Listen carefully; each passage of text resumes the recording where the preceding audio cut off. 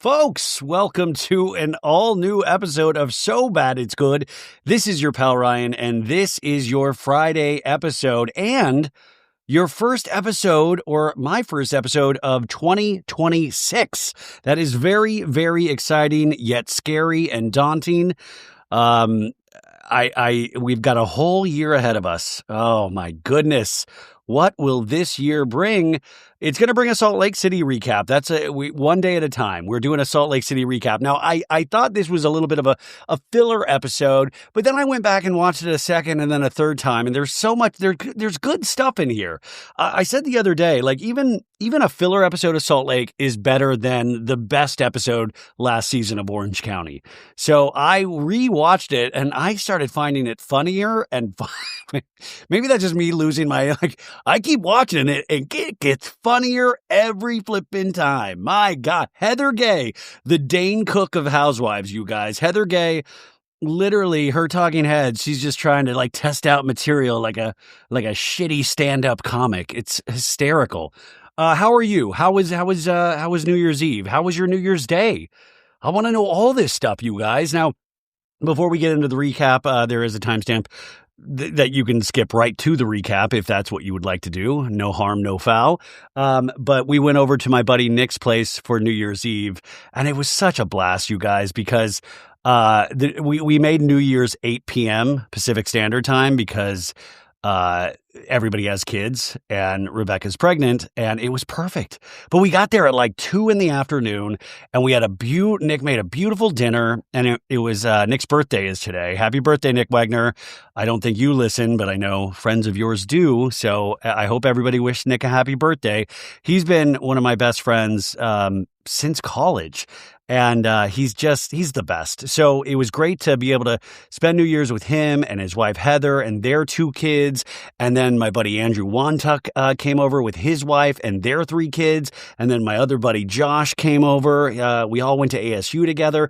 And it was just kind of magical. It was nice. And the kids were so dang cute. And it filled me with such excitement thinking that, hey man, maybe this will be something that we do every year and all of our kids can grow up together, and then I can get free babysitting from some of these kids eventually. But it was great. So we got home early. And Rebecca, she was out like a log. And then I stayed up and I was reading and making my lists for 2026. I do all of these lists in this app Evernote of movies you watched in 2026, albums you listened to in 2026, books you read in 2026. So I was making those lists and adding things that I need to watch. And I was reading a little and I listened to an album. I was just trying to catch up on everything. And I was watching Andy Cohen and Anderson Cooper on CNN, and it was very cute, very funny. I do wonder though, sometimes it is made that New Year's Eve program with Andy and Anderson is so made for a Bravo fan. So I'm in heaven when I watch that stuff. And I do wonder how many people outside of us Bravo fanatics love it. I mean, they have so many great guests throughout the course of the evening. And I think obviously you can tell these guys are best friends. I like the camaraderie. I like that Andy gets a little tipsy. He usually, goes in on some sort of New York City institution. Last night it was the outgoing mayor, Eric Adams, which I thought was great. I also want to say with Anderson Cooper especially, he's a dream interview of mine, if I were to be honest. Obviously I wouldn't, talk Housewives with him. But when Mom passed, everybody recommended me, I guess he has a podcast on loss and grief. And I've seen clips of it, or I've had people send me clips of it, and they'll tell me to listen to full episodes. And I've never been able to do it. Sometimes that the Housewives will say, you got to protect your peace. And that was the thing, was that I knew if I listened to something that intense that I don't know if I could hold it together, you're I'm going to protect myself because if I start listening to Anderson Cooper talk about grief, I'll just start bawling. I think though, knock on wood, in 2026, I think I'm so much stronger than I was 2.5 years ago. And it is something that I do eventually want to listen to because I think Anderson Cooper is very special. And the way he did this beautiful segment about loss and saying how he personally used to hate the new year because it was a sign of like him, he lost his mother, he lost his brother, in these tragic ways. And I thought what he said was really interesting and beautiful. So I thought the tone of last night was really interesting. It went from, serious moments like that to wildly funny moments where Andy made Anderson read the lyrics of the Taylor Swift song Wood, which was hysterical. They brought out Andy and Anderson puppets. It was a delightful mess, but I loved it. I did want to read this quote that I read today that I loved. It's an Anthony Bourdain quote, somebody that I miss, God, Anthony Bourdain. What an interesting dude. But this quote about New Year's, he says, "Another year ends. We carry the quiet weight of the things we lost, the people we miss, and the versions of ourselves we'll never get back. The world keeps spinning, loud, hungry, unforgiving, but somehow we're still here, still trying, still tasting what life offers, even when it's bitter." Now that's a little like, a little Debbie Downer, but I think it's so beautiful. And I think it also is just like, yeah, man, we are still here. We have the privilege of being able to still live this life, good and bad, and be able to laugh like this time right now that we're about to share with each other. We're going to laugh. I hope we laugh our silly little balls off. Even if you don't have balls, I hope you grow some and then we laugh them off together, because that's what it's all about. Like, we're communing in this way of just making fun or pointing out little things about these shows. And is that as I get older, realizing we've all lost somebody, but then also there is this hope, and especially, less than 3 months, our daughter will be here, and that we'll get to meet new people. And there's so many new great people that we have not met yet. And just from a pop culture standpoint, there's so many shows that we haven't seen, so many books we haven't read, so many songs that we haven't heard. So many pop culture moments that will happen in 2026 that we have no idea of yet. I mean, today I'm looking at a news story where it says Alex Earl was all over Tom Brady, in the football player. Alex Earl all over Tom Brady. Alex Earl is in her mid-20s. Tom Brady is 48 years old. If I'm not mistaken, Alex Earl's dad is 50 years old. That's a great pop culture story, folks. And we have a whole year of that. So hopefully we can look at the positive. And even if you're in the worst mood ever, hate me, make fun of me, go, oh, how sad is it that this man did that? But then after you do that, after you say how sad it is that this man is doing a show about this, then maybe we can laugh with each other, and maybe we can kind of forget all of our cares in the world. And over the course of this next 6 hours, because I like to do long form podcasts, we can do this. Oh my God! So today it's a little bit of a bed rot day. Even though I will say, got up, I walked 5 miles. I wanted to get off on the right foot. I will say I did have a breakfast burrito. Got to get back on my health journey. This last 10 days has been gnarly for that, but we're back in business, man. Walked 5 miles, and then I wanted to watch the last handful of episodes of the final season of Stranger Things, season 5, volume 2. They released 3 episodes on Christmas Eve, and then the series finale last night. And I didn't get to watch anything on the 24th because I was with my family, so I watched all of the episodes today. In fact, I'm doing this at 10:43 p.m. at night because the last episode was 2 hours, and I thought I was just going to watch the first 10 minutes and then come down and do this, but I kind of got sucked in, and then I just wanted to see how it ended, and then I was like, fuck, I just want it to end.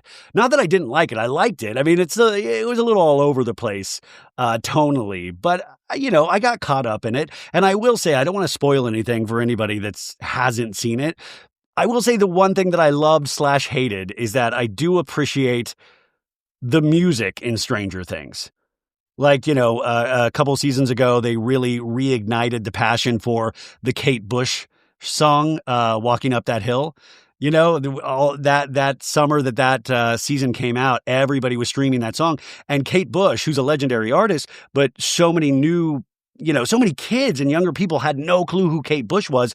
Kate Bush ended up making so much money off the usage of that song in Stranger Things that she was like, she became a millionaire again just because of the use of that song. And I will say, I love the use of music in this. In the final episode alone, they used a Pixies song. I love the Pixies. Here Comes Your Man. They used David Bowie's Heroes. I mean, like the Pixies, a little more alternative. David Bowie, I think we all know Heroes. And also a show like Stranger Things has the money to buy the big songs. Now, here's where I loved was that they used 2 Prince songs. Now, if you listen to the show, you know how deeply I love Prince. So many that it was gone way too soon. And I've talked before on this show about, I always worry about the estates of these musical artists. I'm not worried about them financially. I'm not worried if Prince's family has enough money to go around. I'm worried about passing this music down to younger generations, of keeping the legend of Prince alive. Because even, whatever you thought about him, the music itself is so magnificent. And I want kids to know about this. And you go on Spotify and you see, like some shitty DJ from Norway is getting like 1 billion streams on a house track. And then you go over to like Prince, he's got like 35 million streams on a song that changed your life. It's just like there's like this complete imbalance with music. And I'm fine with that, but I want kids to know. I want because when I was a kid, I would get turned on to older music and it opened everything up for me. and then I realized I'd be a podcaster. No, it opened things up for me. And so they used When Doves Cry and Purple Rain. So they weren't using like deep B-side cuts of Prince. They were using the big jams. The only thing I got pissed off for 2 reasons, because if you watch it, they have it like on a little 33 vinyl. And When Doves Cry, and then all of a sudden it changes to Purple Rain. And I'm like, just logistically, that's not how a record works. You have to have somebody switch over the record to the other side to play Purple Rain. That's neither here nor there. It just annoyed me. And the other thing is, if Prince was still alive, most likely he would not have signed off for these tracks to be used in Stranger Things. But I'm glad they were used. Like I said, I'm glad they were used. I hope kids watch this. I hope they're like, oh, Mom, Dad, who was that? That was Prince? Can I listen to some Prince? And by the way, if you're a parent with your kid, make sure you watch which Prince tracks you let them listen to. Maybe don't let them listen to Darling Nikki right at first. Maybe let them work up to that. Purple Rain and When Doves Cry, they're okay, but When Doves Cry, a little bit about the abuse that, his father inflicted on. Anywho, I was so excited that Prince was used at all. But yeah, Prince was alive. He was so strict with how his music was used. But I think in order to keep somebody's legacy alive, you have to take big swings. You have to license your stuff out to Stranger Things, one of the biggest streaming shows of all time. You have to do that. So I was very excited. I'm sure I'll talk more on Monday about Stranger Things with Sophie, because I believe she watched all of it. I will say, though, that Millie Bobby Brown, there's no... we shouldn't be getting filler that young. Sorry, I hate to. I'm really turning into a dad. We shouldn't be getting filler that long, that young. We just shouldn't do it. Anyway, I watched that, and I also watched a handful of episodes of this new reality show on Netflix called Members Only Palm Beach, and it's trying to be a Real Housewives type show, but it's like if Ramona and Jill Zarin, if they were like gremlins and you poured water on them and they multiplied, that's what this show is. It's very, it's funny / scarier. By the way, the Palm Beach show is way scarier than Stranger Things, first off. Just even the makeup, the plot line, just way scarier off the bat. But it's weird because it also just shows you that there are certain pockets of life. And when you're able to be an interloper on a pocket of life in a reality show, it's great because you feel like a voyeur. You're like, oh, I don't have to participate, but I get to watch this mess. And I want to assure you, it is a mess. Like, I don't know how this is, I don't think this is aspirational at all. And if you watch this and it's aspirational to you, I mean, more power to you, but my God, I don't know anybody that would want to be these people. Like, it is so vapid in a different way than Housewives. And it's like, they all like want to be in like Mar-a-Lago, and it is, but at the same time, folks, So Bad It's Good this week is sponsored by our good friends over at Quince. That's right, Quince. In fact, I just got an email from Quince. They know what I like. They say I need to get a shearling collar leather flight jacket, and it's now on sale, and I might need to spend some of that holiday cash on a shearling collar leather flight jacket. Dang. Anyways, a new year, colder days. This is the moment your winter wardrobe really has to deliver, like this shearling collar leather flight jacket. But if you're craving a winter reset, start with pieces truly made to last season after season. Quince brings together premium materials, thoughtful design, and enduring quality so you stay warm, look sharp, and feel your best all season long. Quince has everything you need. Men's Mongolian cashmere sweaters, wool coats, leather, and suede outerwear that actually hold up to daily wear and still look good. I've been talking about menswear, but the women's wear is off the chain. Also, their outerwear, especially impressive. Think down jackets, wool coats, Italian leather outerwear like I just talked about that keep you warm when it's actually cold. Now, each piece is made from premium materials by trusted factories that meet rigorous standards for craftsmanship and ethical production. By cutting out the middleman and traditional markups, Quince delivers the same quality as luxury brands at a fraction of the price. The result is classic styles you're going to love that hold up year after year. So, refresh your winter wardrobe with Quince. Go to quince.com/sobad for free shipping on your order and 365-day returns. Now available in Canada too. That's QUINCE.com/sobad. Free shipping and 365-day returns. Quince.com/sobad. If you can look at it as a high comedy, it works. I'm only a handful of episodes in. Now, Rebecca was like, I don't think I could do this. Rebecca's real, like, she just like, I'm done. But I'm like, I gotta watch it. I gotta find out what's up. And I think I'm interviewing somebody from the show. But, and then of course I found out today, Hillary, one of the leads of the show, is supposedly best friends with Jill Zarin. Of course, Jill Zarin! I did think to myself, I thought, is there a chance if a second season happens of this show, will they try to get Ramona and Jill to be cast on that show? Because they're not under Bravo contract, so they legitimately could do that. But I even hate telling you guys because I don't want to put that idea out there into the, I don't want to, and but I do say things sometimes and then you start, I don't want to say, but I don't want to suggest that, but I was like, if I was a producer, I would try to get Jill and Ramona. Because if Bravo's not going to use them, I would. But I just feel like that is if you put all these ladies together, that might just be a dark force that would change the space-time continuum in some way. So anyways, but I don't know. I'm going to watch the rest of the season. They're all the episodes are out on Netflix. And then, I want to talk about the Mary Cosby docuseries right after this commercial break. Okay. I'm so happy you're here today, you guys. Okay, so tonight, the 3-episode docuseries on TLC and also HBO, Mary Cosby, The Cult of the Real Housewife, premiered. I believe all 3 episodes are out. I watched all 3 episodes a couple of days ago. I talked a little bit, little at length about it on the Patreon, but I'll share some thoughts here or just some things that are staying with me a little bit. I will say overall, just from a production standpoint, I'm getting concerned with these docuseries that use a lot of content creators' TikToks and their YouTubes, and I don't think they're paying these content creators for the usage of their TikToks. I almost think that's like fair use laws where they can just use it and put that in a docuseries. So there was a lot of information, but a lot of it left me more confused than it left me enlightened. Now, obviously, there was some really, really fucked up shit. Yeah, sorry, kids. I'm going to use some language there. Obviously. And, but in terms of like the tithing from the congregants at Faith Pentecostal, I was, obviously money was being given over and it seems like it was funding, Mary Cosby's lifestyle and Robert Cosby Sr., her, step grandfather / husband. That's right. Which we knew, Mary lived a large lifestyle. We knew what she was, we knew what her job was. This goes into the details a little bit more, but I will say some of it was so hazy. I don't know if they really proved that this was a cult per se.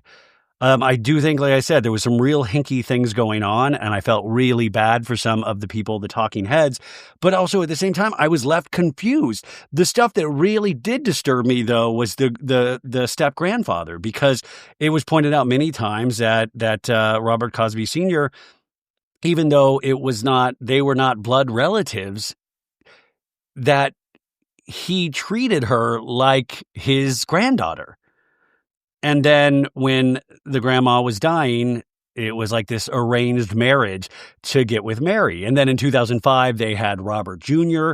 So obviously they consummated the relationship. It also talks about Mary allegedly cheating on Robert Sr. It talked about there was a lot of mysterious deaths, but it didn't really point the finger at Mary, but it did seem like there was a lot of mysterious deaths. We had audio recordings, but we didn't have a lot of video recordings. I was more fascinated with the origin story of Faith Pentecostal through Mary's grandma, and also the split when the Robert Cosby Sr. Wanted to marry Mary Cosby, how it kind of made a splinter in Faith Pentecostal, and then Mary's mom went off and split and made another church, and Mary and Robert Cosby Sr. kept Faith Pentecostal. Or at least that's how I understood it. But what I'm saying is that they didn't, for me personally, I feel like they didn't lay it out in specifics enough. It felt so hazy to me at times, where it was like, Mary's net worth was this much, but there was nothing to prove that that's what it was. I was like, are we getting our research from a Wikipedia here? It didn't, I don't know. If you watched it, I don't know if you agree with me. I was left with more questions, but I do think the arranged marriage was interesting because something that I didn't know was that Mary Cosby was married at the time to somebody else. And they say that ended naturally, but it didn't. It seemed like Mary Cosby divorced this dude so she could marry the step grandfather. That kind of blew me away. But that was all the way back in, when did they get married? They got married September 28th, 1998 in Chicago, a year after her grandmother died. And during the first season of Real Housewives of Salt Lake City, Mary Cosby said or revealed that the marriage was arranged as, quote, it was kind of my grandma's will for us to marry. So that was very weird. And now we know that Robert Cosby Sr. spends most of his time in Las Vegas. But I was also curious of how many people at its heyday were going to Faith Pentecostal, how much money it was bringing in. It didn't have these kind of like black and white answers. And so it just felt like it was speculation. And that was very frustrating, or as Lisa Barlow would say, frustrating.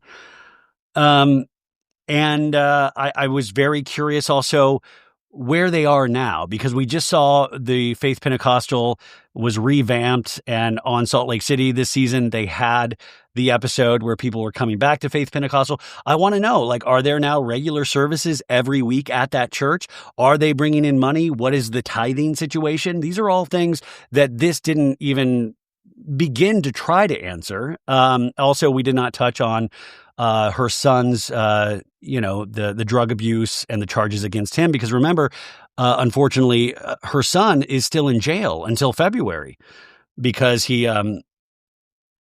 broke that restraining order with his ex-wife. It just seems like such a mess. So I don't know. I was very frustrated at the overall docuseries, but I don't know.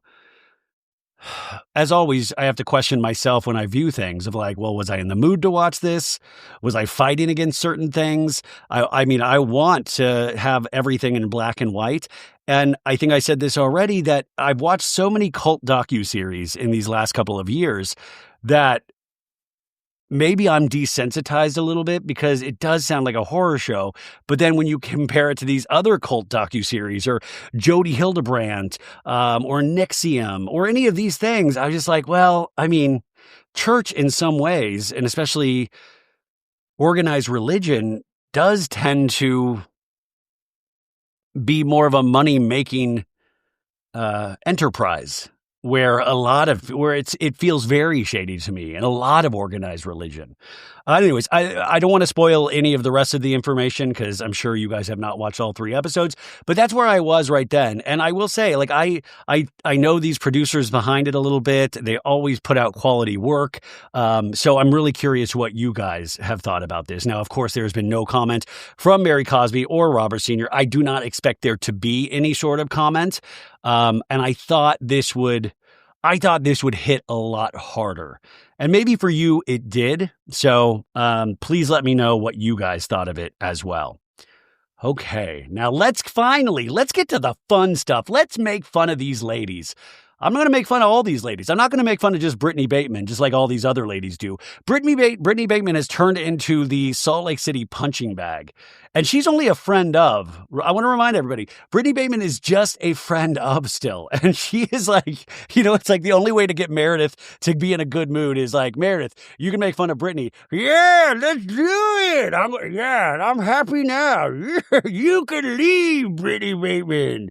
What a funny, weird episode. They're still in Santorini.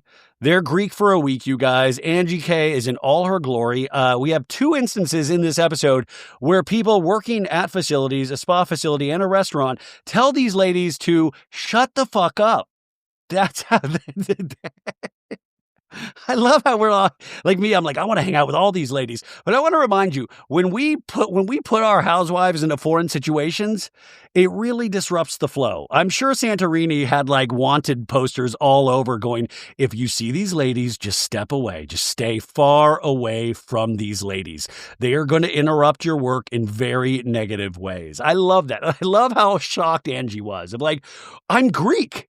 Wait, you're not allowed to yell and call each other bitches and throw things? But I'm Greek. Do you not understand? I'm Greek. I'm allowed to do. How American did they act in that instance? I know Angie was saying she was Greek, but my God, she was acting American in that scene. Also, if you haven't yet, I didn't release an episode on Thursday because it was New Year's Day today, but I did do a podcast that got released, The Bravo Investigator, Dana. It was so fun. You go check that out because we not only talked about Salt Lake in a more sophisticated manner, not like the goofball way I do it. And we talked about Vanderpump Rules. I loved it. So go check out that. It was a really fun episode if you're looking for something else to listen to today. Dana is great. Go support that podcast. Now, the sad news, folks, is that this was the penultimate episode. Next Tuesday will be the season finale, the season 6 finale of Real Housewives of Salt Lake City. Then, of course, we'll probably have 3 or 4 reunion episodes after that. But next week, they are ending the season in Santorini. They did this last season as well. And I'm really sad. This brought me so much joy, but we still got a month left, including the reunions. And it looks like this reunion is potentially going to be great because we already know Bronwyn makes the announcement about Todd. And I'm curious if we're ever going to get clarification on the Meredith plane thing and if Meredith is a pill popper and an alcoholic. But at the same time, if she is a pill popper and an alcoholic, I don't think anybody, including Meredith, would be like, hey, by the way, you nailed it. I'm a pill popper. Woo, who's got pills? Andy, do you have pills? I don't think Meredith is ever going to come out with it, but I do hold true to the fact, though, that all of these ladies are going so hard, including Mary Cosby and Whitney, who both have people in their lives that are addicted to drugs, that you have to take it seriously, that I believe that there is information that they're not putting on television and that they're not saying in hopes of Meredith admitting so that they don't have to call it out specifically. I have to believe. And you have to take it seriously when people have addiction or people with addiction in their lives. So you have to be, Heather's out there just like trying to use a storyline of just like, yeah, she's a pill popper. She's a drug addict, But I do trust Whitney and Mary in the sense that they have had to deal with this in their own families. I do believe something is going on. And if nothing is going on with Meredith, if she's just like, it takes me a while to get going in the morning, I don't know, I just depressed a lot of time, then I feel horrible. I feel horrible because it really is a horrible thing to bring up somebody's addiction if they do not have an addiction, one, because that can really affect somebody's business. I mean, Meredith Marks is DJ Meredith Marks now, so I don't know to be honest, if you were like on pills or alcohol, that's only going to help you in the DJ business from what I understand. But I could understand how it would be really hard to deal with if all of these people are saying these things and it's not true. But I don't know. There's just so many weird things with Meredith, and especially every time she's on some sort of vacation with these ladies, it's almost like she goes from like jonesing or like what you know what I'm saying? Anywho, this is episode 15, Opas and Outbursts. Opas and Outbursts is the title of this episode, and the description that Peacock gives us says, the Santorini trip continues, and Angie surprises the ladies with a once-in-a-lifetime photo shoot. Was it I guess it was once in a lifetime. They just put on some flowing dresses and had like a headshot photographer come out. I thought so many other things. happened this episode, but I guess that's once in a lifetime to wear flowing dresses in Santorini. I'm never going to, I'll tell you that, I'll never be able to do that. So it is once in a lifetime. Didn't have a new episode last week. So the week before, the previous scenes were included, were a couple of the ladies were riding donkeys. Mary didn't seem to like that. And then they were in the pool, and Meredith came out in this kind of like business casual, very sophisticated swimsuit. And Heather's like, "What are you doing out there in a business swimsuit?" And Meredith goes, "Well, hello, honey." And she ripped off the skirt part of it, and it was just Meredith Marks Bush. No, she had like a little, bathing suit under it. She goes, "Well, hello, honey." And then it was Mother's Day, right? And Whitney's like, "Happy Mother's Day." And Mary's like, same to you, ladies. Yes. And Brittany's like, "Mother's Day? What? Am I a mother? Huh?" And she let us know that Mother's Day are usually bittersweet for her, right? And they're all there on Mother's Day without their kids. And that affected Meredith in particular because Brooks called Meredith on one of the Sprinter vans and interrupted the conversation with the ladies, and Meredith was forced to hang up. And, Brooks, you want to take a call from Brooks because he's so excited. He's just full of energy all the time. And Meredith's like, "I can't believe it's my only chance to talk to Brooks on Mother's Day." And so she was bummed, and then she turned it all around, weirdly, in the same episode. And then Whitney was calling out Meredith, saying, "What I said, Meredith, about pill popping and alcoholism is a very slippery slope. Yet I went ahead and called it out anyways." It's a slippery slope, but I went ahead on television and did it. Ha ha ha. "And I'm sorry that I called you those names, Meredith Marks." And Mary's like, "Okay, great, okay." And Angie's like, "We're making headway. It's the Greek way." And then we found out that Brittany Bateman, a genius, trademarked high body count hair. And they're all laughing, and Angie's like, wait, for real? Why'd you do that? And Brittany's like, "Because I was the one that took it on the chin." Brittany Bateman has taken it on the chin so much this episode, I'm curious. I'm just imagining she trademarked every line of this episode. But Angie thought it was super embarrassing. And Braun was like, "She said it first, Brittany Bateman." And Brittany's like, "She said it about me." And Angie's like, "You sound like a fool, Brittany." And Whitney's like, "We're supposed to be out having fun, and instead we're hyper-focused on trademarks and hair." And by the way, that's what I love about my Housewives. Be hyper-focused about trademarks and hair while you're out having fun. Yeah, conventional wisdom would say, you're at a club, have fun. But that's why I love these ladies. They're heroes. They're gladiators with tits. Are you kidding me? You're going to be at a club and you're going to fight about trademarks and hair? Hell yes. So we open this week's episode, and I love this. So much happens in Salt Lake that they don't even do the taglines half of the episodes this season. We open up on Santorini, just a beautiful, I will say, it looks like a magical place. We see the pool at their place. Flip-flops are laying around the pool. All the ladies are waking up in bed. Whitney's like, "Are you okay, Heather?" And Heather's like, "No." Yeah, God, just imagine how much Heather farts at night. I can only say that, you guys, because I'm a tutor. Me and Todd, we're both tutors. I'm going to include Heather in there with us, okay? Meredith is putting on makeup. Lisa Barlow already eating some yogurt and some fresh fruit put out. And there's a gentleman that works for, I guess, this hotel area. And he's bringing in like a big tray of like more breakfast things. And Lisa's like, "Good morning, employee. What's going on?" And he's putting stuff down, and Lisa's just drinking her OJ. The guy goes out once he drops down one tray, and obviously going probably to get another one. Now we see Angie K. The shot is like a long shot. You see the kitchen, and this is great. They weren't planning on using this shot because you can even see one of the producers in the shot to the left of the screen. She's like texting on her phone of like, "Yeah, the ladies are getting up," some bullshit like that. We see Angie K. walking down this long hallway just in her bed jammies, right? And she's just looking into the kitchen, and all of a sudden, where we don't see, like, there's obviously two hallways connected. We only see the one that Angie K's walking down, and she's walking down, and then all of a sudden you hear a big, huge crash. Bam, bam, crash, crash, crash, crash. Wow, crash. That's my crash sound. Crash. And Angie's like, "Oh, Oh, and you see all of this, like, the cutlery and plateware just, like, fall out onto this cement floor, and Angie's, like, holding her face with her hands, like, shocked, and I have to tell you, folks, I wasn't ready for this, so when I saw it, I fully laughed out loud because I'm a horrible person. I was like, "No!" I mean, it was so funny to me in the moment because then in my head, I'm going like, how many is it, like, Angie K has hurt herself like 3 or 4 times this season. Like, if you were at Subway, she's like close to getting the free sub. You know, it's like if you get injured 8 times on Real Housewives of Salt Lake City, you get a free sub at like 9, you know? And I was like, she hit herself again. Rebecca and I, we were cracking up. We did not see this coming. And Angie's like, oh my God. Oh my God. And the plates still keep falling off this guy's tray. He's trying to save it. And the producer's like running over to Angie. And Angie's like, is my face cut? Is my face cut? Brittany is in the other room writing, is my face cut down to use as a trademark at some point. Like, I wonder if that's going to be a big line with the audience. Is my face cut? Okay, that's going off to the patent office. The producer's like looking at Angie's face. The waiter's like just going like, and Angie's like, oh my God, we see the wall. It looks like a horror show.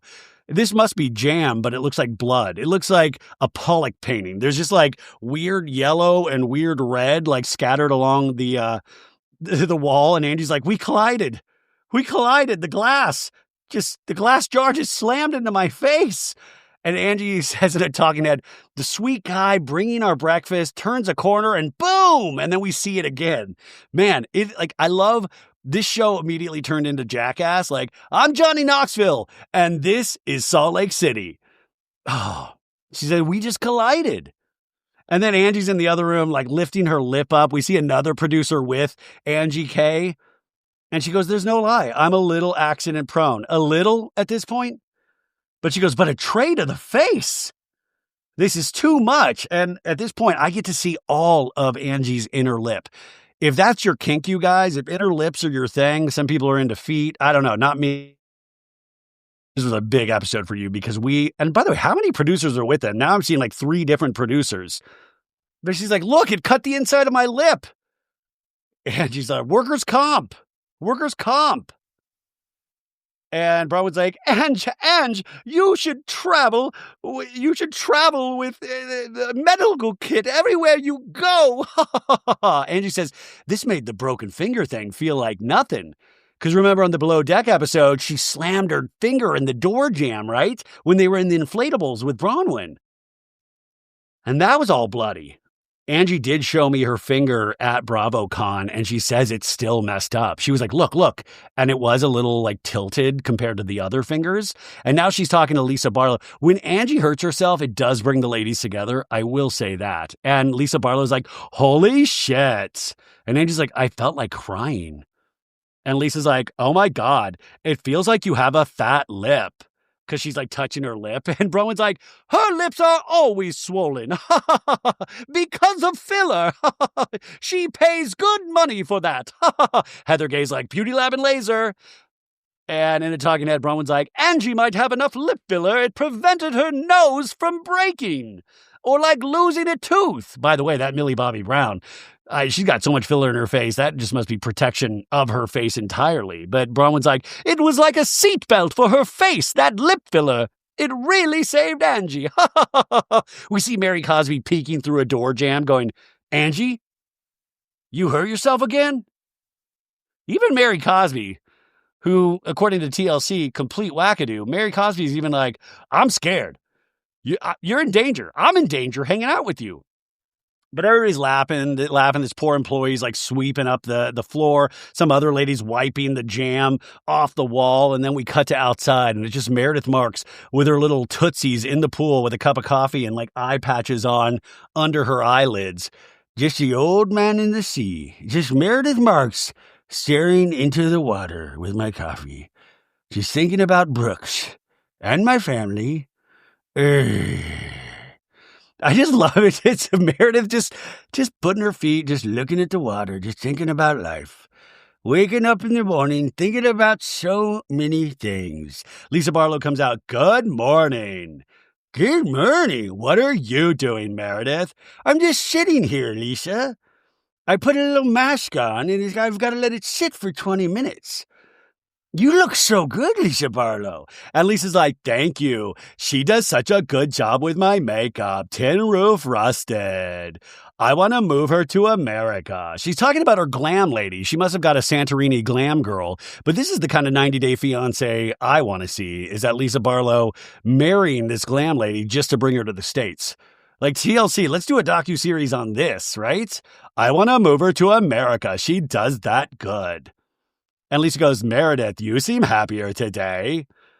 And Meredith goes, first of all, I slept really well last night. Like a rock. Like a rock. You know, I had no surgery this time last year, and they gave me, they didn't give me Xanax, but they gave me something like that.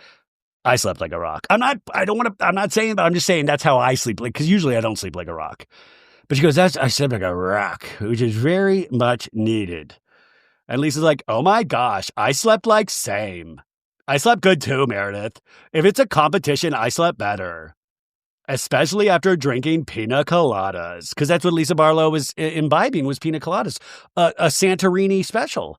If you like pina coladas and getting jam in the face, if you like making out at midnight. But Meredith goes, I don't think pina coladas helps you sleep, Lisa. I think it actually disrupts it, but okay.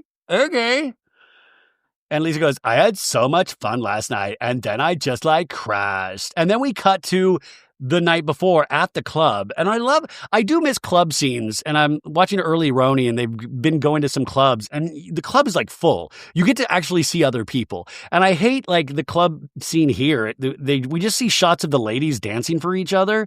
And I'm like, were they at an empty club? I want to see them mingle with strangers, right? But we see Heather Gage trying to dance sexy, and Angie K doing some Greek dance, and Brittany Bateman just dropping it like it's hot. Meredith dancing, and Lisa's like, she's right at Meredith's coochie level. Lisa's picking up some Red Bull cup with her teeth, and they're all cheersing. And Meredith is like, I know, that was fun. That was actually really fun last night. Yeah. She says that she's starting the day on a good note. She says, we're in Greece. We are friends. Let's just pull it together and have some fun. Which is great. I think that's a great attitude to have, but Meredith she didn't have that attitude on the first 2 days. But Meredith says, let's have fun so we can reflect back on this someday, and as this being great and positive, and that we acted like mature adults, and we were able to set aside our differences to have a little fun. Is that going to happen? No. Hell no, right? So Lisa's still talking to her and goes, I gotta finish my hair. Peace, girl. Then we see more shots of Santorini. Heather's trying to make some coffee, get a little regular here. Who knows? So Angie K had this designer come over, and Angie says, the flying dress photo shoot is a quintessential Greek experience. You pick a gorgeous dress, and then you get your photos taken on the epic white stairs of Oia. And the ladies are kind of debating what colors they should do. Brittany picks an orange and goes, ah! And Angie says this is going to be a keepsake they can have for the rest of their lives. By the way, we should get a lot of Bravo podcasters and content creators to go to Santorini and do the same photo shoot with flowing dresses. So they're changing everybody, and they're going to go out and do this photo shoot. And I will say these are bright colors. Angie's in red, Lisa's purple. They all look beautiful, but Lisa Barlow says, I don't know why every trip we go on has to involve dressing up. Usually I show up to the point where I walk into a beach club, and people are like, I die for your outfit. Ha ha ha. The only thing I liked was when they dressed like me, when they all dressed like me. And then we flash back to last season when everybody dressed up as Lisa Barlow. I have a reservation for 8 Lisas. 8 Lisas. And Lisa's laughing at herself in the talking head saying this. So, I don't know. They all look great, except Heather Gay is in blue, and she's coming out the door and picking her the flowing train of her dress, and her left breast just falls out of the dress. It's Bourdain. I'm like, what? It's too early in the day to see this this is a family show. My God, Heather. So they're ladies are getting group shots by the photographer and then solo shots. Brittany says that she feels like a ray of sunshine wearing orange. She says, I feel like Eos, the goddess of the morning sky. Oh, she vocalizes. And yes, yes. I mean, they all look great. Even Mary Cosby, she's smiling. They all seem like they're in a good mood. Mary Cosby says, I'd want to be a Greek goddess of realness. Uh-oh, don't tell TLC, right? Heather gets hers, and Heather says, if I were a Greek goddess, I would be the Greek goddess of feta if it didn't smell weird. Oh, so funny, Heather. It's so good. And Meredith says, I would be the goddess of the sea because I would be swimming with all the sturgeon to get more caviar because I have a caviar line. Do you see how I did that? I tried to plug my caviar by saying, and by the way, Meredith Marks has never dived for her own sturgeon. Period, point blank. And Whitney tells Heather, have you noticed how happy Meredith is today? She's like happy as a clam, like old Meredith.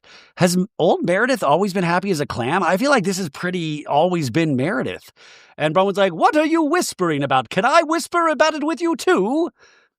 And Heather's like, just Meredith's like full switch up. It's like a big comeback since the pool. And Whitney's like, how long do you think it's going to last? I hope it lasts the whole trip. And Heather's like, well, based on her pattern, it'll last until ... I don't know what that ... means. Like, what does that ... mean? And so what is the plan for the afternoon? Bronwyn's asking, what are we doing? So some people are going to go to lunch, and then other people are going to go to the spa, and then they'll all meet up at the spa. Great. Okay, so we're I need to make sure everybody knows that's what we're doing. So some of the ladies are at the spa, this Avexia spa, and they meet the front desk ladies. Like, my name is Ileana. Nice to meet you. Welcome to the spa at Adonis Arcadia. Okay, let's go to our relaxation area. This is our relaxation area. Just watch your steps. Excuse. And this is a quiet zone. Thank you for respecting our peaceful environment. And Meredith's like, signs mean nothing with this group. And Angie's like, you're going to have to worry about this one, Lisa Barlow. She talks a lot. She's loud when she's mad. Meredith's like, there are only 2 volumes with these ladies. Loud and louder. Loud and you can leave. So they're all whispering as they get taken back to the relaxation area, okay? And then some of the ladies, Whitney, Bronwyn, and Mary, they are going to have lunch off of this cliff. It looks beautiful. So that's, the 2 groups are split up that way. Down, and Whitney's like, did you see me and Meredith were both wearing blue dresses and she held my train coming in? Oh, I felt so good about that. And now I'm going to go back to calling her a drug addict. But Bronwyn's like, you guys have come a long way since lunch yesterday. It's since lunch today. It hasn't even been 24 hours. It's a big change. And then Mary Cosby all of a sudden goes, I'm a little worried about Meredith. I'm concerned. And there's silence. And Whitney's like, what concerns you? Her behavior? Like Whitney, you can tell she's like already like, fuck yeah. She's excited. Like, yes, more people think she's an addict like I do. And Mary's like, yeah, I mean, it's obvious. What did you see?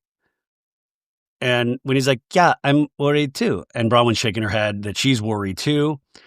And Whitney goes, I have been worried for a while. You've lived some of my chapter with supporting my dad. So remember that Whitney's dad was in the first season of Salt Lake City, and he had a pill addiction as well. And then he did not film after that first season. But Whitney is talking about that her dad would have similar behaviors that Meredith has, right?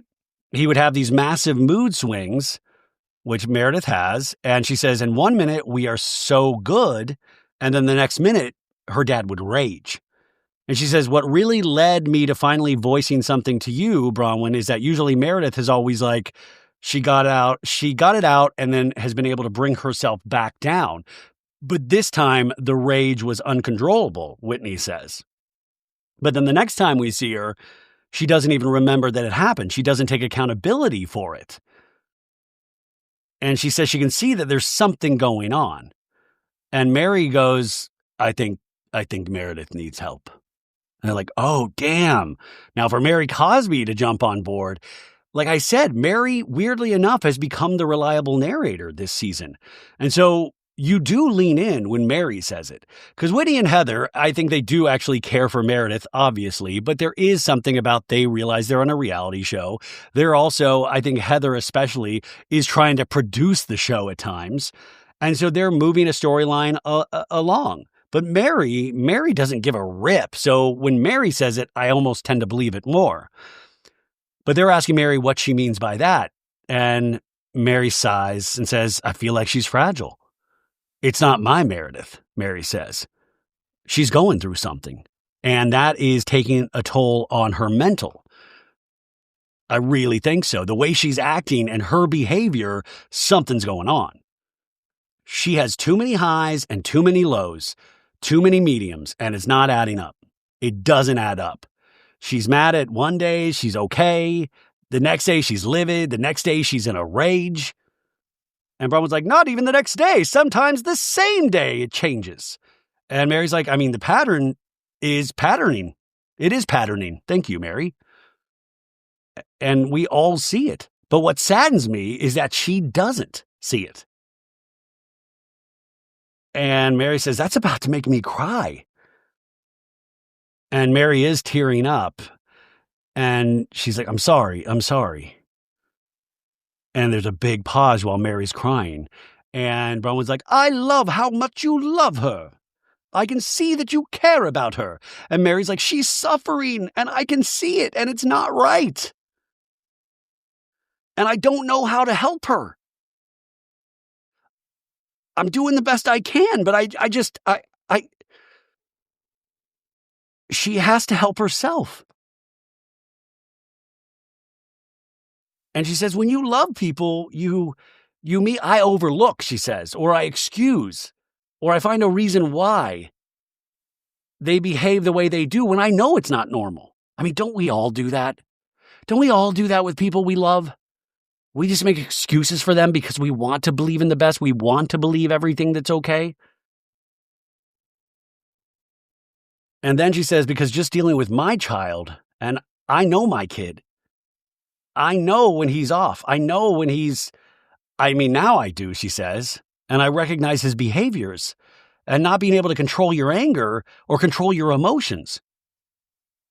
I live with that, she says. I've been dealing with it, so when I see Meredith, it just tugs at me in a whole different light because I recognize it. And that's what I'm saying. We've seen what she deals with her son. And now she knows, so she's hyper aware of this type of behavior. So with Mary, you'll usually have one scene, and that's why I like Salt Lake, is that it'll go from completely wacky to completely serious. And I do think the show is good enough that it can handle both. But you're like, oh, damn, Mary really thinks there's something wrong. And that's what it was like, man, there's got to be something here. Mary in the Talking Head says, we're all just kind of guessing what's going on with Meredith. And in my case, I'm hoping she's all right. But it doesn't look good. I've seen the signs with my son and I miss them. And I have them down pat now. I know the signs and I know that something's not right. And now they're all just crying at lunch. And she tells the ladies, it's hard. And Whitney's like, I feel like we just don't talk about it. We all know though. And what I'm saying though, we're talking about feelings and behavior, but I want to put out the theory is that I think they know specifics and they're not allowed and able to say those specifics because they are in a sense still trying to protect Meredith. Because if not, then they're just horrible human beings. So I believe that they know more than they're able to show us on this. But I don't have anybody in my life with active addiction where I would be able to know. You guys might know way better than I do. But what I see of Meredith is somebody that obviously has mood swings. I mean, there is a mystery there, but I don't know. Anyways, then Mary Cosby just goes, amen. Amen. And then she passes around a basket to get donations for her church. And then Mary just goes back to eating her salad, actually. She just starts eating again. And then there's like a big pause, and Bronwyn says, well, I'm also worried about something. And it feels weird, yes. I don't know what to say about this. And Mary just goes, say it. Well, it's happened in January. I've been thinking about it for a couple of months now. I ran into Seth out in New York. Todd and I were at this Italian restaurant, Buca di Beppo, it's called. And he stops and he says, oh, Todd. And he says, hi to Todd. And Todd's like, what are you doing? And he was like, oh, well, I'm with an investor, and it felt weird. And they're like, what are you saying, Bronwyn? I'm saying I saw Seth with a woman at a restaurant. That's what I'm saying. And Mary goes, shut up. No. And then Mary goes, shut up again. My first thought was not, oh, Seth's on a date with someone. No, because I'm not like that. And I wouldn't want someone to assume that, but I'm starting to feel like as I watch her be so defensive about people talking about her marriage, there's something wrong there. Like when I was going through something with Todd and his extreme flatulence with other ladies, I wasn't all the way through it. I was very defensive. I felt very vulnerable. When you and your partner are rocky, it's very scary. And Mary's like, yeah, when, me and my step-grandfather/husband fight, I'm defensive too. But Bronwyn says, I kind of get the same fear. Do you feel a fear from Meredith when you talk to her? It's like this wall, this very protective thing, or a lash out. She can't handle that. It's like she's scared to death of something.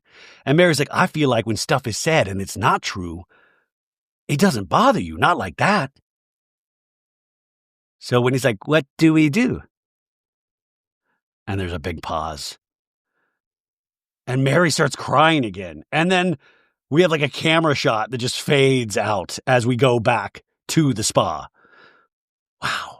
So now we go to the spa, and the ladies are in like this like tiny wading pool. And I shit you not, I think these producers of this show, they love to get sneaky shots of Lisa Barlow's ankles. They have like Lisa Barlow's ankle like entering the little wading pool, and like all the ladies are going in, and Mary's like, it's really warm.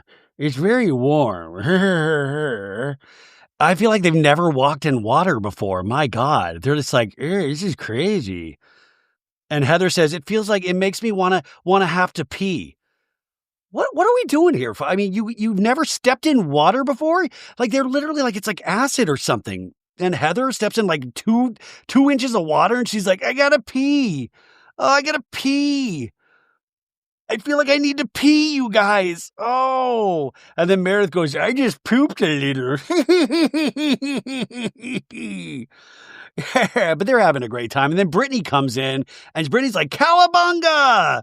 And she's acting like it's like Wet and Wild, like it's like Six Flags or something. And she's walking past the ladies, and she's like flipping the water up and like splashing them with water, which I just thought it was like whatever. It was like Brittany just having a dumb little laugh. But Lisa's like, why did you do that, Brittany? And she keeps like walking back and forth and just splashing little pieces, not like big splashes. And Mary's like, she splashed me like a 2-year-old. Jeez. And then Angie's like, my hair is soaked. She just splashed my hair. Why would she do that? Heather says, Brittany doing what everyone hates, which is being Brittany. Huh. And bringing this playful la, la, la, la, la, attitude to what should be a very serious spa day, Heather says. Also, I do want to point out in Heather Gay's talking head, and this is like, these producers are shady, man. They did this with Lisa Barlow earlier in the season where she looked like she had like the black eye. Remember that one where she had like way too much smoky eye on the one eye? And I'm like, you guys, they see that on camera. I'm telling you, it's not like, oh, let's see how the film develops, how you look. No, they can see it on the monitors. So they knew exactly when Lisa Barlow had that way over makeup eye. Well, this time, Heather Gay has like a dot of shit on her nose in her talking head. Like if you go and look, her talking head where Heather's making her like, hey, I'm Dane Cook. Hey, tip your waiters. All right, I'm doing this. Hey, pull my finger. She has a little piece of shit. I don't think it's like just a little black dot in the middle of her nose. But anyways, Angie's just pissed about like her hair got wet because Brittany thinks she's being funny. Meredith says, no one in a spa is splashing each other. It is the wrong environment. Like maybe she's never been to a spa. I don't know. Some of you guys know I did work at a spa. I worked at a high-end spa when I first moved to LA. And you're not supposed to splash each other, but I will say I worked in the men's spa and there were a lot of guys giving each other hand jobs in the spa. I didn't get to see that, but like it was happening. It was right underneath Crunch Fitness, which was like right in Boys Town. And I don't want to get into that now, but I'm just saying I never saw splashing, but there was a lot of other things going on at the spa. But Angie's like, why would you do that, Brittany? We don't want to redo our hair before we go to dinner tonight. Stop doing that. And Brittany was like, it's funny. I'm funny, remember? I'm being funny. And Angie's like, you're not funny. It's rude. It's rude. In a talking head, Brittany's like, we're in Greece. Have a little fun. And Heather's like, I got to get out of here. Because you got to go piss. Brittany says, last trip, I had buckets of water being poured over my head. And we flash back to the Below Deck episodes. And yeah, a full pitcher of water. Meredith dumped a full pitcher of water over Brittany. So I do think it's so funny. It's like so hypocritical, which is a great housewife trait to have. But it's like, dude, Brittany's damned if she does, damned if she doesn't. And yes, that is probably annoying, but they've all done the same behavior in other episodes. They soaked Brittany, man. Brittany was like water. Brittany was like 98% water at that point. And Brittany's like, and you guys can't handle a little splashy splash? I agree with you, Brittany, but I don't ever want to hear you say splashy splash again. But Angie's like, it's rude. It's rude. Ugh. So now at the spa, they're in the quiet zone. And they're like, we've got to speak in whispers because we're chilled out.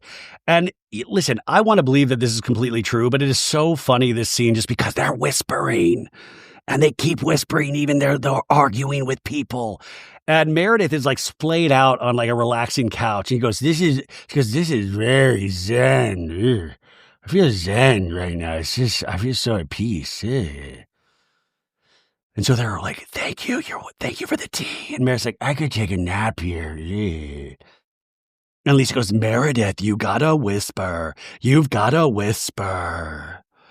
Whisper. And Meredith goes, I know I'm whispering. Because we can't be loud in here, Meredith. And Brittany goes, Meredith and I have a love seat. I'm sitting next to Meredith. And Heather goes, yeah, snuggle in with Meredith. She loves to snuggle. Brittany goes, do you like to snuggle, Meredith? And Meredith goes, no, I'm good. Thank you, Brittany. I'm good.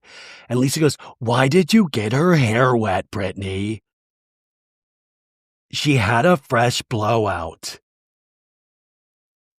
And Angie's like, yeah, it took me an hour to blow my hair out this morning with a bad hand. And you poured water on it. And I had a really bad morning because I bumped into most of the staff and I broke things. And Lisa's like, why did you do that? And Angie goes, and my hair's crusty now. And Brittany goes, because I wanted to lighten the mood. And then Lisa goes, why did we need the mood lightened? We're in a zen state. And they have a shot of Meredith just like, just splayed out. And Brittany goes, Angie, you're a hair expert. And Lisa goes, who cares? It takes an hour. And Brittany goes, it doesn't take her an hour. She's an expert. Your hair is synthetic, Brittany. It doesn't take as long. And Brittany goes, it is not synthetic, Lisa. It's real hair. And Meredith rolls her eyes. I'll take that for $1.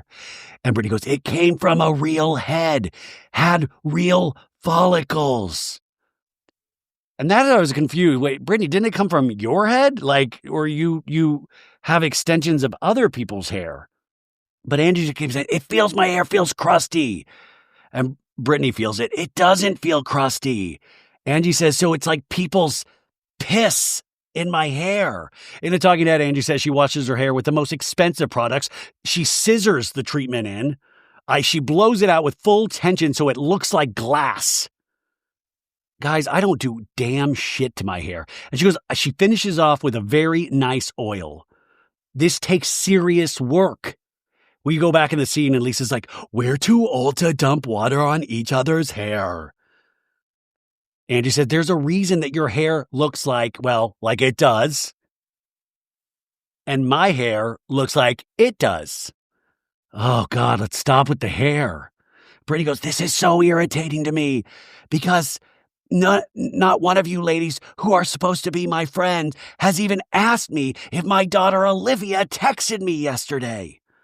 And Meredith goes, then why would you say something nasty about me when I was upset about a similar situation with Brooks? And we flash back to Meredith the day before, just being upset about Brooks. It's not okay. It's not going to be okay. Brooks is on a flight. I will not speak to him on Mother's Day. As will I taste to talk to him. I'm hurt and I'm sad. And then Brittany in the scene goes, well, I didn't get to talk to my kids for 3 years, so. And Meredith goes, of course. It's all about you. Of course. It's all about you. Now, back in this scene, Brittany goes, I'm saying at least you get to see your kids. I didn't get to see my kids for 3 years. And then Lisa goes, yeah, but that was based on your choices. Not based on. And Brittany goes, it was not based on my choices. You have no idea what I've been through. Lisa goes, what you have said to the group that based on your decisions, your kids did not do that, and you put men before your kids. You said that. And Brittany's like, I did, but that was being very vulnerable and self-deprecating. And Lisa's like, but then don't judge Meredith based on how she mothers. I'm not judging Meredith. When you don't want people to judge you based on how you mother. And Brittany's like, this is totally like apples and oranges. And Meredith's like, how is it different?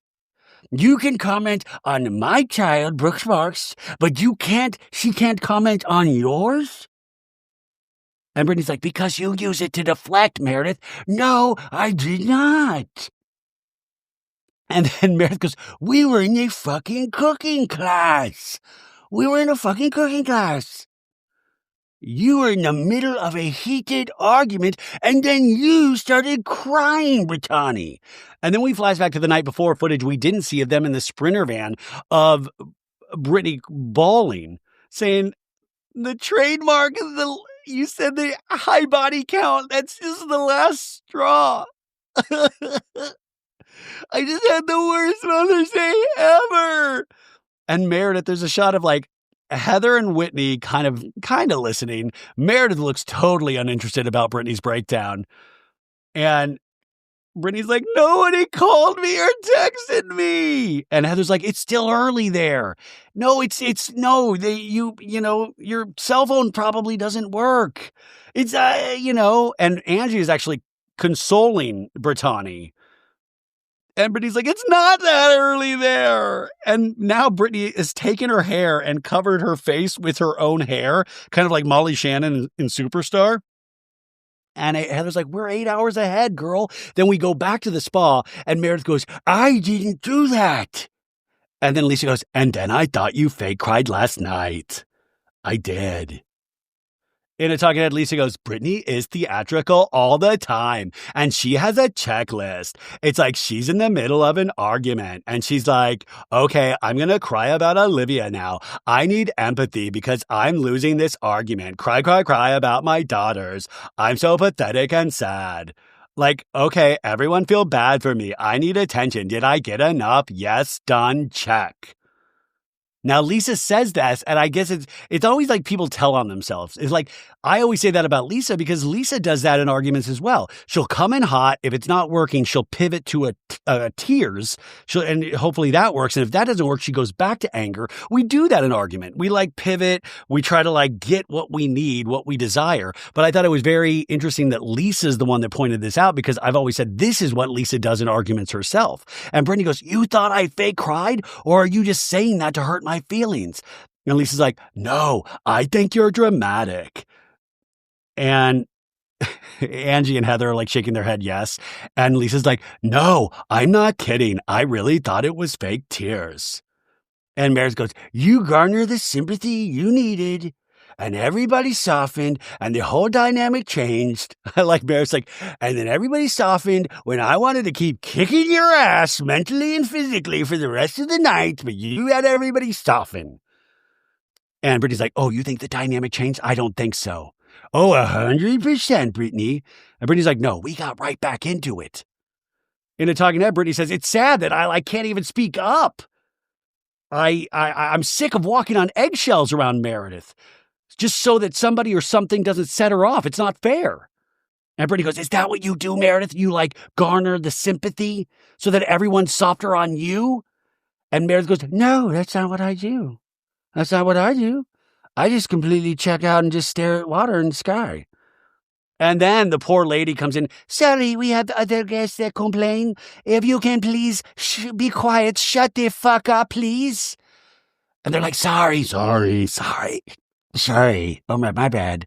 Thank you so much. Thank you. I love other guests are like, what the hell is going on? Lisa's like, you can't be like, my kids mean more to me than her kids mean more to her. And Brittany's like, that's not what I'm saying. But it came across that way. I'm saying she used it and she gets to see her kids like on the daily. I don't get to see my kids. And then Meredith goes, you know what? Because I break my ass. It's like, yeah, I break her ass too. It's me, Seth Marks. You might have heard me get mentioned earlier with Bronwyn talking about me meeting up with some girl in New York. Hey, I'm sorry. That was just a business meeting, but can you blame them? Women want this man. I'm Seth Marks. And I'm going to tell you, the fact that I haven't been in this season is horrible. But I am going to break Meredith's ass. But he goes, I break my ass to make my relationships with my kids work. Don't you dare, Brittany. I'm done. And then she does the disengaging hand and she gets up and walks away. And Brittany goes, go away. Disengage, Meredith. I'm going to trademark that line as well. I don't want to be around you. You are absolutely despicable. Ugh. And Meredith storms off. And Heather's like, Meredith, we're all trying to whisper still. And Angie's like, it was all going so well. Meredith was finally zen until the annoying little sister started to poke the bear. Meredith Marks, you can call me the bear. But she says Brittany can never just leave things the way they are. She has to antagonize Meredith. What do you guys all antagonize Brittany? Am I losing my mind? But she says now Meredith is mad. And Brittany goes, you can leave. And Angie goes, you keep using other people's lines, Brittany. You can leave. You can leave is Meredith's line. Disengaging is Meredith's line. And Brittany's like, well, I'm going to do it and do it. I'm going to use other people's lines. And then Lisa goes, don't trademark that. And then the lady comes back in, no, seriously, be fucking quiet, please. Jesus God, please, shut the fuck up. And they're all like, sorry. No, for real, you need to get the fuck out, please. I mean, listen, Brittany can be a little annoying, but my God, I'm starting to feel for her this episode. So now we're back at their hotel, and Whitney and Heather are in their room, and Heather's like, tell me about lunch. And Whitney's like, it was amazing. We sat on the most beautiful balcony, and we talked mad shit about Meredith. No, but she was like, yeah, we were sitting, and it was great. And then they were trying to steam clothes, and Heather does a little prop comedy, and the steamer starts squirting, And they're like, oh, this is crazy, you guys. Oh, my God. And then Heather in a talking head is like, a lot of people would think I would be offended by getting water in the face when I was steaming Whitney's dress. A lot of people would think that, right? But I kind of liked it. Great one, Heather. But Heather's like, no, I'm serious. What happened at lunch? It was sad. What'd you guys talk about that was sad? Meredith, her behavior, and the way she's been showing up, and our concerns for her. Bronwyn and Mary, we all talked together about how we noticed a change in Meredith. And Heather's like, Mary even? Yeah, it was so sweet. She started crying. She loves Meredith so much. What did she say? She's just worried about her. Okay. She recognizes that her behavior is off and different. To be fair, every housewife's behavior is off and different. That's why you're a housewife. Heather says she feels relieved that nobody has told her that there is a piece of shit on the tip of her nose. But she says, I feel relieved that more people are concerned about Meredith. She just knows that she can be like unengaged and then immediately, freak out. And she doesn't understand it, but it's a pattern. When he goes, I was really trying to figure out, am I going to keep chasing Meredith? Or am I just going to let this friendship go? And after my lunch, I realized I really do care about her. Run to her. What is it, a rom-com? I'm going to have her meet me at the top of the Empire State Building at New Year's. And if she shows up, I know that we're meant to be together. But Meredith goes, and so I was just sweet for me to sit with Mary and Bronwyn and have a very honest conversation about someone we love. And that we're not the only two that see it. And Heather's just shaking her head with a big glass of wine. We're talking about people's alcohol and pill problems. Heather's like, yeah, totally. I've got a huge vat of red wine here, but yep. So we get out of that scene. The sun is setting on beautiful Santorini. Brittany's putting on some lip gloss. Mary's brushing her hair. Lisa, of course, getting full glam. Angie cutting her hair like glass and putting the oil in. Bronwyn's getting all done up. Whitney's doing Heather's makeup. And Angie's like, you guys, tonight is going to be the funnest night ever. And when anybody on a housewife show says that, it's not going to be the funnest night ever, right? And then Heather's walking up the steps, and Lisa's like, I just saw Heather's butt. Heather, keep the goods in the outfits. My God. And Lisa's like, I saw a full view. It's a full moon. And Heather's like, I wore matching panties. Okay. And Lisa's like, you guys, look at the Aegean Sea. It looks insane. And they're like, how do you spell Aegean? A-G-N, whatever the fuck it is. And then I think this might be my favorite part of the episode. Lisa Barlow all of a sudden goes, have you ever read The Secret Life of Trees? The Secret Language of Trees? And this is when Rebecca was like, I've read it. It's an amazing. Rebecca was fully with team Lisa Barlow. She goes, Lisa's right. It's an amazing book. It's an amazing book. And so Heather goes, I love that you're a reader, Lisa. Oh my God. I read this book about trees and I read Stephen King and Michael Crichton and John Grisham and whoever wrote those 50 Shade books. But Lisa's like, it's the most beautiful book. I love to read and I love to have my bare feet on the ground. When we build our house, we have an area that's just for grounding. Now, grounding is when you take your feet off and you ground with the earth, right? Because we come from the earth. We want to connect with the earth. But that's like Lisa and John might be rich, because if you have a grounding area, that's the kind of rich I'm trying to be. Where over here, this is it's where I ground with the earth. We got a nice little grounding area right there, right next to my man cave. But Heather says, I just feel like we need to be so clear. You can be a very, very rich hippie, which has a grounding area in your new house. It's very hippie. And Lisa goes, do you know every tree in the world communicates? In a talking head, Lisa goes, I am obsessed with trees. And we have shots of Lisa Barlow with trees. We have beautiful trees in front of our house. And I will literally talk to them. I'll tell them it's okay to tap me on the shoulder, which I guess is that thing. They can tap you on the shoulder and that's their way of communicating and saying hi. And she's like, it's like their way of giving hugs. I actually rehearsed my dismiss scenes with my trees. They loved it. But she goes, I'm not a hippie, Heather. I'm spiritual. I'm spiritual. And then back in the talking head, she goes, the trees all talk to each other. And there's a hidden language between trees. And it would be great if Lisa's trees are all shit talkers too. They all my trees, fucking hate Brittany Bateman. They hate Brittany. These trees hate you. We all like laugh about you, Brittany. It's crazy. But she says, all these trees, they have personalities.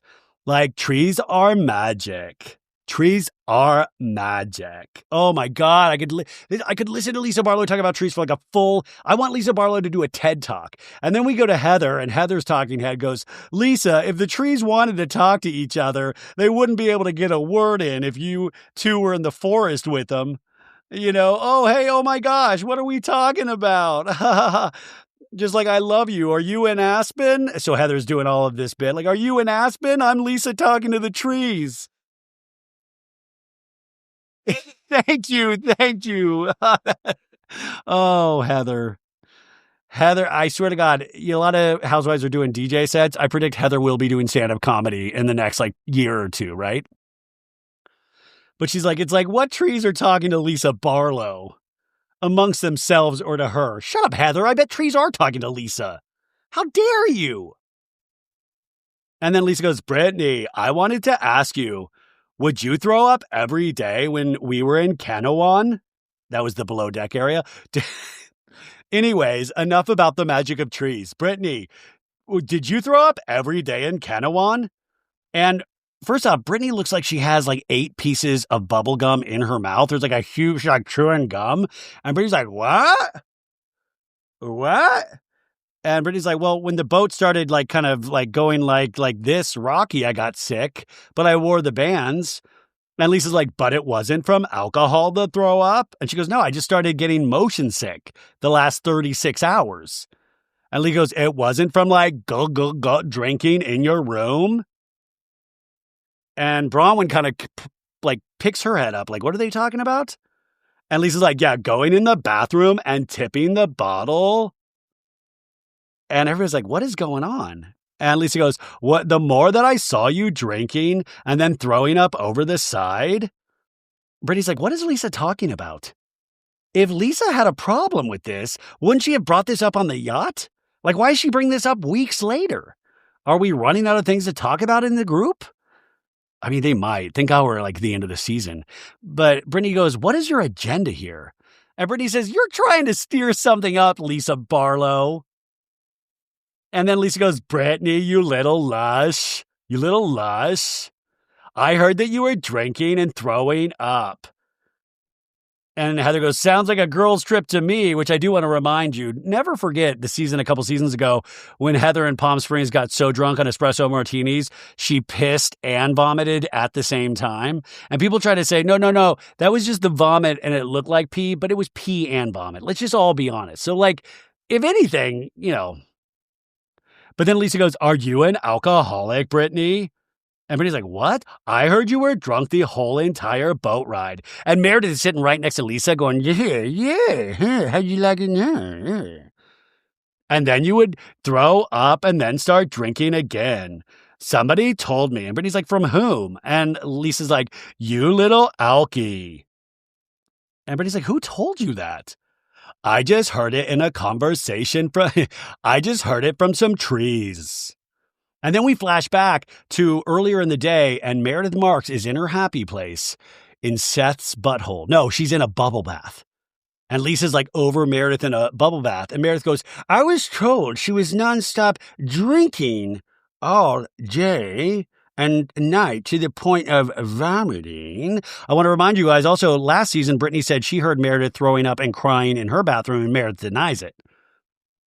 She goes, go throw up and then just start drinking all over again. And Lisa's like, that's an alcoholic. It's clearly unusual behavior. Huh? Brittany in the van goes, oh my gosh, from who?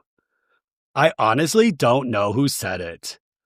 Brittany says, everyone saw me do this. No one had a problem with it other than Meredith. So who's talking about me? Who's making this a thing? But in the back of Brittany's head, she's like, A, how do I trademark this? And B, you got to move me up to full-time housewife next season. I'm most of the storyline at this point. So now they walk down all these flights of stairs for this fancy restaurant, and they're sitting at the table, and Heather's like, oh, they have a burrata, Lisa. Oh, I love a burrata salad. And Heather's like, yeah, I know you love a burrata. Tell me how they have everything. And Heather's reading the menu, Santorini and eggplant cream. It's a buffalo burrata. And Lisa's like, what's a buffalo? And Heather's like, well, I think buffalo burrata is made from buffalo milk, which is correct. She's correct. And then Lisa's like, huh? And then Heather keeps going, maybe Buffalo, New York? And Lisa just goes, ugh. I mean, I will say I love watching Lisa Barlow. Like, I love watching her facial expressions. She cracks me up. But Heather keeps going, it may be buffalo-shaped burrata? And Lisa's like, we're going to have to ask questions. The waiter comes up, hello, ladies. Welcome to Barolo Restaurant. I am Andreas. I'll be your waiter for tonight. If it is possible, we can start with the drinks. Yes. And Lisa's like, do you have Sambuca? Let's start with Sambuca. Yeah. And then Bronwyn gets her phone rings and she has to step out to take the phone call. Right? And so we're like, who is calling Bronwyn? And all the ladies are arguing about what they're going to drink. And Bronwyn's like, hello. And it's Todd calling. And she's like, but it's fine. You guys are managing it. Are you? And you just hear like Todd going, burr, burr, burr, burr, burr. Just tooting. And Bronwyn lets us know that it's her mom's last weekend in her house as they've sold it. And Todd flew out kind of last minute to swoop in and help get it done. And he's keeping her up to date. But I think it's wearing on both of them, she says. So she feels incredibly guilty that it's not her who's there. And we flash back to the 2 days earlier when she's talking to Meredith, that she's letting her know that a friend of hers bought her mom's house and it's very exciting. Her mom's ready to be done with it, but she has to be out by the 15th. So while she's here, she's packing the last of the house. And they've had this house since Bronwyn was 6 months old. So, and Meredith's like, sure, just a lot. So Gwen and Todd, Gwen, her daughter, and Todd, her husband, and her have been going back and forth helping, but she's down to like the last few things, she tells Meredith. And she's like, Todd just said he called to be like, are you fine? What's going on? And she was like, everything's awful to Todd. So Todd flew out there to help her mom. And so she feels bad, feels like she should be there. But also her dad, going into the memory care facility, and her mom just had a brain tumor. And moving out of the house she's had for 40 years, it's a lot of change for her mom right now, Bronwyn says. And we flash forward to Bronwyn on the phone with Todd, and she says, well, when you tell me you need me to call you, Todd, it freaks me out. I mean, my butthole drops, right? And Todd's like, yep. But Bronwyn says this is the Todd that people don't see. This is the Todd that she loves. Didn't have to be asked, she says. Todd just went and did it. Todd would do anything for her family. He's so generous. He's so wonderful, she says. Sometimes I think he's a moron and does the dumbest shit, but this Todd is there for her no matter what, she says. And this is what I said always. Like, they'll try to, like, Todd's never been able to do it physically on camera, but you got to remember this was a real relationship. That obviously there is a love here. There's a deep love. Todd went out and flew out to her mom, or went over to her mom's and helped her.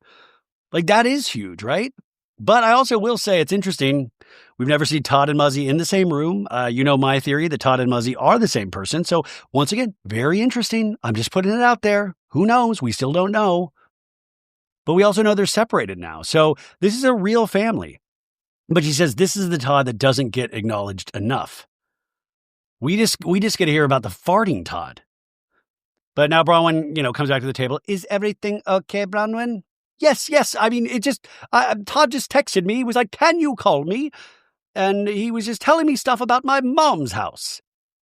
It's a lot. It's a lot. It's stressful. And when he's like, is your mom doing any better?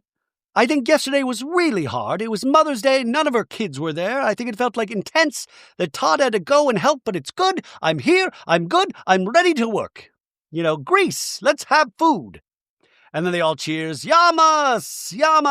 Woo! I'm so curious to hear what happened with the Todd. We'll hopefully find out some specific information at the reunion, but it was good. It was nice to point this out that Todd is a caring person for her family. Um, and then they do like some comedy bits where Mary's like tasting the sambuca and just putting the tip of her tongue in there. And Mary makes the most insane faces. She's like Jim Carrey. She's like, "Oh, smoking. Oh, ah." It was very fun. It was actually very funny.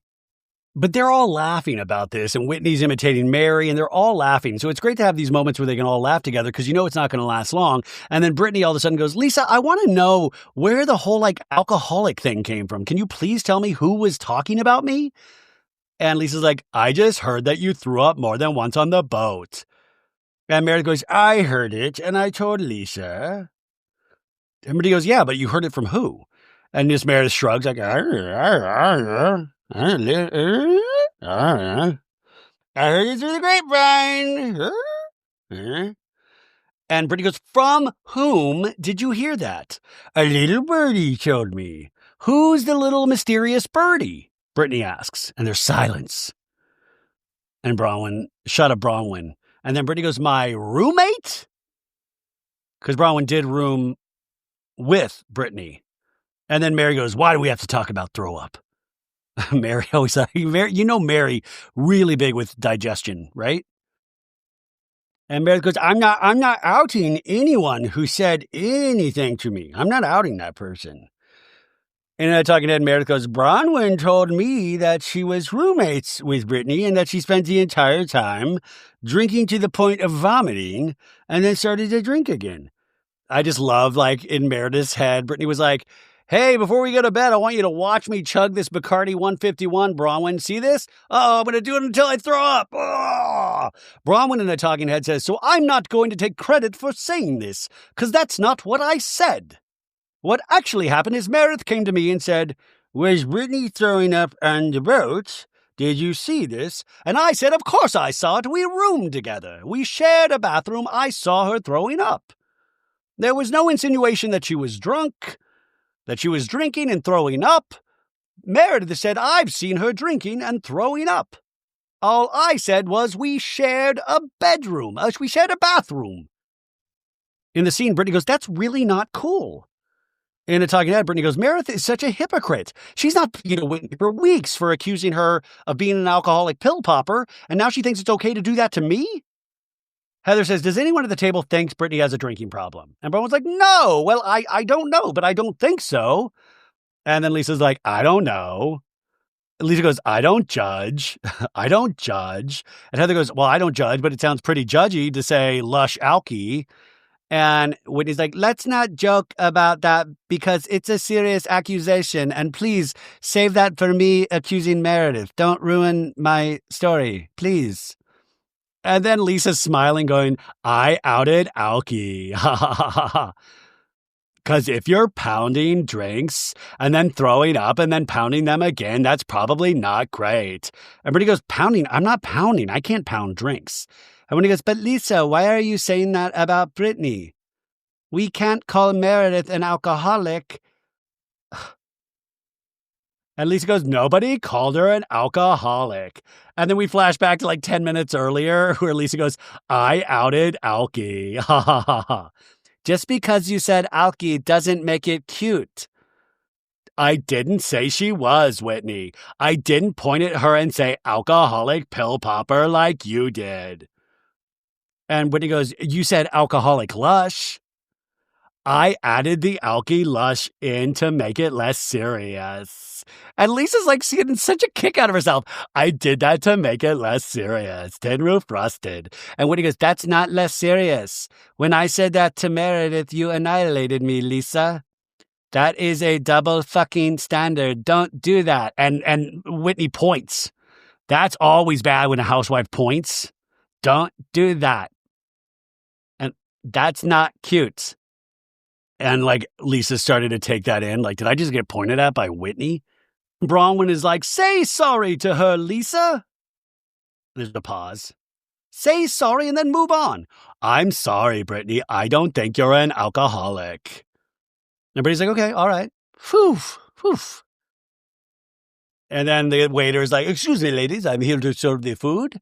And Angie's like, "Moving on from booze and boys, okay?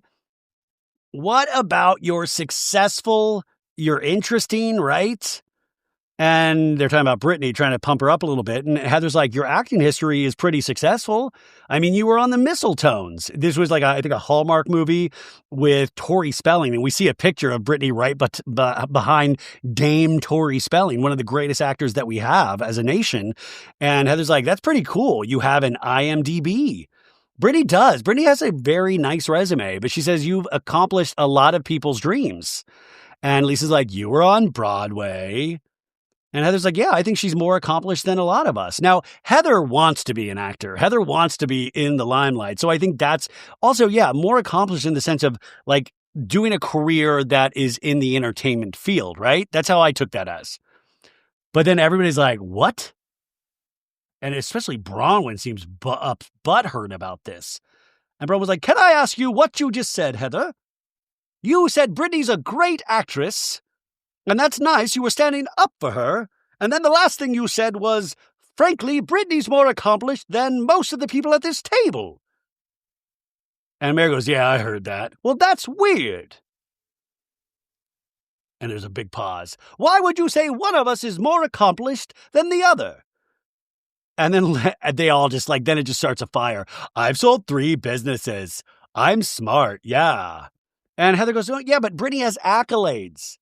And then Meredith goes, I have design awards and all kinds of other things. I died for Sturgeon. I have design awards, all kinds. Whitney's like, I failed with my business. You know, talking to Whitney goes, I don't even know how we're defining success, but it's comical that the thought of Brittany having more than them is driving them crazy. It really did. Like, it was wild. But Heather's like, I'm not saying anything other than like she's not like a lonely house mouse. That doesn't have anything on her resume. And Brittany goes, well, I was called dumb today. And we flash back to Angie going, Brittany, you're delusional. It's like the lights are on, but no one's home. And Brittany goes, the lights are home? Huh? And Angie's like, you don't even know what that means. That's how much they're not on. And Brittany goes, wow, you're getting low, Angie. You're calling me stupid. And Angie just kind of like shakes her head. Heather goes, everyone here loves to pile on Brittany. And the truth is she doesn't like sit here and like, you know, and then Mary goes, oh, so you're a mouthpiece now, Heather. Huh. Okay. Mary Cosby is like, I've stolen from congregants. I have a 3-part docuseries on TLC. I think that's pretty accomplished. Heather goes, you think I'm her mouthpiece? I'm not trying to be. I don't want to fight with you guys over Brittany. And Mary goes, well, you do. You seem to go real hard. We never can stay on task. Can't we just get the answer? What the fuck happened on the airplane and is Meredith a pill popper? Heather says in a talking head, I do not like the pile-ons on Brittany. It's the lowest common denominator. Like, she's trying to be a good sport while the bullies are stealing her lunch money. And then Brittany goes, well, thank heaven somebody's standing up for me. And I think somebody's rescuing me. And Mary goes, why don't you come to your own rescue? And Brittany goes, I do. Mary goes, at some point, she's got to stand up for herself. And Angie's like, wait, Heather, we're asking Lisa to step back and allow Meredith to communicate and find her voice with friends. There's times where you're really hurt, Meredith, but you haven't been able to say, like, this is how you're making me feel. And you've got Lisa trying to tell people how you feel. But it's not the same. And you're trying to tell everyone how Brittany feels. And Heather's like, I didn't do that. And Angie's like, and it's the mother in you, and you need to allow Brittany to find her voice in the group and kind of like fight her own battles. Let her figure it out with Meredith. Let Meredith figure out with everyone else without Lisa stepping in. And when he goes, no, I think there's a big difference between what Heather does for Brittany and the underdog versus what Lisa does for Meredith. And Lisa goes, yeah, but and Whitney explodes. I haven't even said what the fuck is it.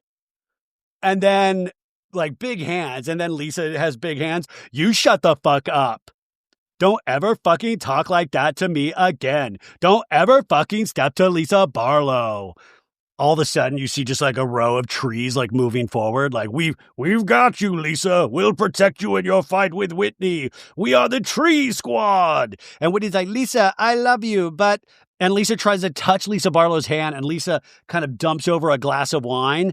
And Lisa's like, it was an accident. That was not on purpose. Don't be frustrated. And then Whitney goes, hold my hand, Lisa. It's the only way. Just give me 7 seconds. Where is the 7 seconds? Just give me 7 seconds. That's all I need. Touch my hand, Lisa. Do it. Touch my hand. Don't talk to me like that. Don't do it. 7 seconds. 7 seconds. You're so frustrated. It was an accident. It's fine. I'll buy you a new dress. I just don't like you guys telling me what to do and what not to do. I don't like it. If I want to stand up for her, please, Lisa, 7 seconds. If I want to stand up for her. And then Whitney hands to the sky is like, I didn't say anything yet. How did she know what the fuck I was going to fucking say? And the waiter comes out. Unfortunately, the restaurant now will be closed. So thank you so much for your visit. I hope everything was good. You are closed now. Enjoy the rest of your night.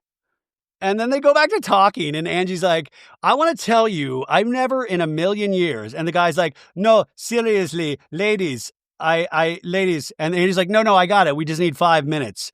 And he's like, no, ladies, for real, you need to get your asses out of the chair. Bronwyn's like, we have to go now, Ange. And Angie looks at the waiter, not realizing he's kicking us out. And the guy's like, I'm sorry, you've got to go now. You just like, because they're like literally screaming and cursing. And you got to figure that just like, it's an open-aired restaurant. So it just probably carries to all the different levels. And Angie's like, what? This is my country, sir. I don't know if you're aware, but I'm Greek. I'm sorry, but the restaurant is closed, my lady. The restaurant is closed, my lady. And Angie's like, okay, this is embarrassing. First we get kicked out of the spa, now we get kicked out of a restaurant? I'm so sorry, but seriously, no, get the fuck out, please. And she's like, Greeks party until the sun comes up. Hell, Lindsay Lohan had a beach club show on MTV. She didn't even get kicked out. But she's like, we're getting kicked out of the restaurant? It's bad. It's bad. And Lisa Barlow is like getting such a kick out of this. They're all kind of laughing. And the guy's like, no, please don't forget your stuff. I do not want you coming back here. And Mary Cosby's like cracking up. No, please get out. Don't come back, please. No, great. No, for real. Get your stuff. Get your ass out, please. I don't want to see your bare ass, Hedrige. And she's like, I've never been kicked out of a Greek restaurant in my life. This is my country. And so they're laughing as they leave. And then the guy in Greek is like, thank God they left. Thank God. Oh my God, thank God. Next time on the season finale of The Real Housewives of Salt Lake City, Angie meets up with one of her cousins. So this gentleman we see hanging out. And then we see Meredith just staring off into the ocean again. And Bronwyn's like, Meredith said to me, what did you guys talk about at lunch yesterday? Where Bronwyn's talking to Mary Cosby. And Mary's like, oh. And then Bronwyn talking to Meredith, and Bronwyn's like, you sold me out, and I don't know who the fuck they're going to use next. And then Mary Cosby in like a passionate conversation with the ladies going, we can't even tell Meredith we feel like something's wrong. And Heather's like, we also love her and don't want to hurt her. And Mary's like, you tell her that too then. And they're all screaming about Meredith, and all of a sudden Meredith walks up. She's not been a part of this conversation. And Meredith goes, I have one question. Does anybody like to dance? No, she goes, I have one question. What is there to talk about? And that's it. That's going to be the season finale. So are we going to get any clarification? Is Meredith going to admit to anything? Or are these ladies just being insanely horrible by accusing Meredith? You guys, this was a very long episode. I hope it was enjoyable somewhat. And thank you so much for being here. We're picking up steam 2026. I love you guys so much. Thank you. I hope this brought a little joy to your day. If not, I'm so sorry. And I'll talk to you very, very soon. Patreon this weekend. We did a 2-hour episode this week. We did a Roni recap last weekend. Do another Roni recap this weekend. Bye, guys. Happy Friday.